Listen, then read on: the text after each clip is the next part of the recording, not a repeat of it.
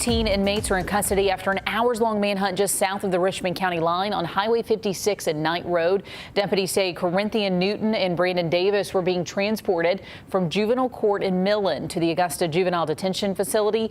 Authorities say the teens were complaining of being hot, and Deputy Milo Perry refused to roll down the window. So Perry opened the divider between the back and the front seat to get them some more air. At one point, one of the teens allegedly crawled through and wrestled Perry to get his gun and fought with them outside.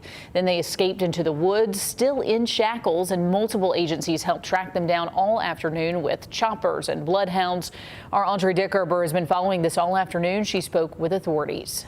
It was a long day, and actually neighbors say right here in this container right behind me is where it all went down, where they found the teenagers.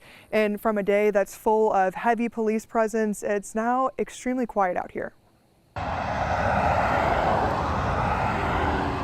For hours, nearly 36 officers searched for 14-year-old Brandon Davis and 15-year-old Corinthian Newton.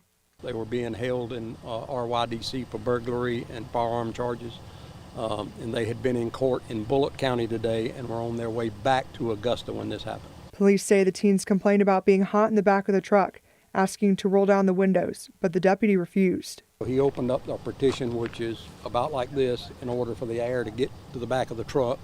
And at some point, one of them dove into the cab of the truck and started wrestling with him and was able to get his gun and pistol whip him, and they stopped and got out and they fought a little bit outside.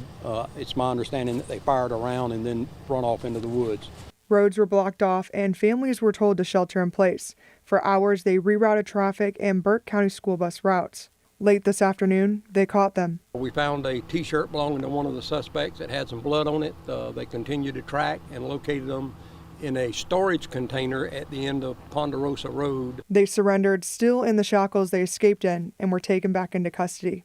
It's great that two potential law enforcement officer killers, are where they need to be, and that nobody was hurt.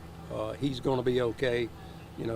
They'll live to tell their side of the story, and they're off the street of Burke County. Deputy Perry was treated at Burke County Hospital and was released earlier today and is expected to make a full recovery.